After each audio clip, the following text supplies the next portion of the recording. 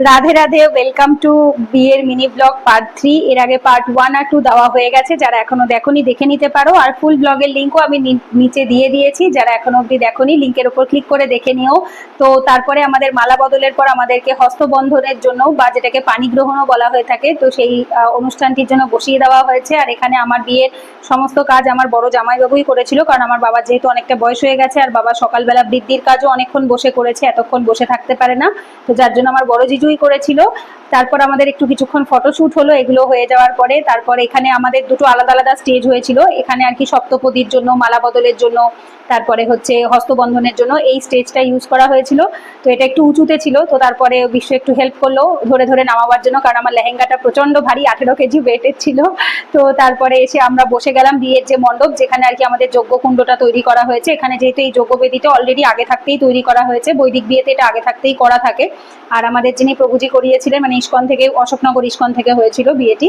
তো এখানে আমাদের যেটাকে গাঁটছড়া বাঁধা বলে, তো ফার্স্টে বসিয়ে কিছুক্ষণ তো যজ্ঞে আমরা যেগুলো আহুতি দিতে হয় সেই জিনিসগুলো দিলাম, তারপরে গাঁটছড়া বেঁধে দেওয়া হলো।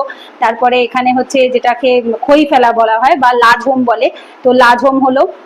লাজ হোম কমপ্লিট হওয়ার পরে এখানে আমাদের সপ্তপদী হয়েছে। তো সপ্তপদী হচ্ছে 7টা গোল গোল মতো, এখানে দেখতেই পাচ্ছ সাদা সাদা কিছু দিয়ে ওনারা বানিয়ে দিয়েছিলেন, খুব সুন্দর ফুল দিয়ে, পান দিয়ে, অনেক কিছু দিয়ে বানানো হয়েছিল। তো এগুলো করে একটা একটা করে ওই যে গোল জায়গাটা রয়েছে ওর মধ্যে করে দুজনকে পা দিয়ে দিয়ে যেতে হবে, এবং দুজনের মানে আগে আমি থাকবো, পেছনে ও থাকবে, এবং ওর যে পায়ের আঙুলটা দিয়ে আমার পায়ের গোড়ালিটাকে একদম শক্ত করে ধরে রাখতে হয়। তো তারপর ওখান থেকে নামার পরে আমাদের তখন 7 পাকে ঘোরা হলো। আর 7 পাকে যেহেতু আমাদের ভগবানও সামনে বসা ছিল, মানে আমাদের বাড়িতে গোপুসোনা, রাধা গোবিন্দ এরা সবাই যেহেতু বিয়ের স্টেজের ওপরে ছিল, তো যার জন্য ভগবানকে মাঝখানে রেখেই আমাদের 7 পাকে ঘুরতে হয়েছে। তো দেখতেই পাচ্ছ ওই যে ছাতা দেওয়া মতো রয়েছে, ওই জায়গাটাতে আমাদের ভগবানকে বেদিতে রাখা হয়েছে। যারা ফুল ব্লগ দেখেছো তারা তো জানবে। তো যার জন্য ভগবানকে মাঝখানে রেখে 7 পাক ঘুরতে হয়েছে বলে আমরা স্টেজ থেকে নিচে নেমে ঘুরেছিলাম, কারণ হচ্ছে স্টেজের ওপরে যেহেতু ভগবান ছিল, এখান থেকে আমরা ঘুরিনি। তো তারপরে আমাদের আবার যজ্ঞতে বসেছিলাম, বসে কিছুক্ষণ যজ্ঞের আহুতি যেগুলো দিতে হয় সেই জিনিসগুলো দিলাম।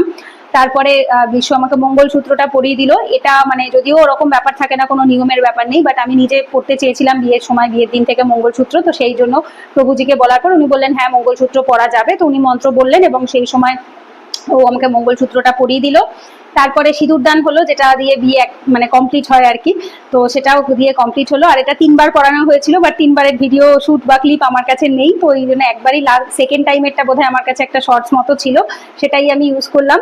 তো এখানে সিঁদুরদান দিয়ে বিয়ে কমপ্লিট হয়েছে। আর যেটার ফুল ব্লগের লিঙ্ক দিয়ে দিলাম নিচে, তোমরা দেখে নিও, আশা করছি ভালো লাগবে। আর যদি ভালো লাগে অবশ্যই একটা লাইক করো, কমেন্টে জানিও, আর চ্যানেলটা অবশ্যই সাবস্ক্রাইব করে রেখো। তো চলো পরের মিনি ব্লগে দেখা হচ্ছে। রাধে রাধে, হরে কৃষ্ণ।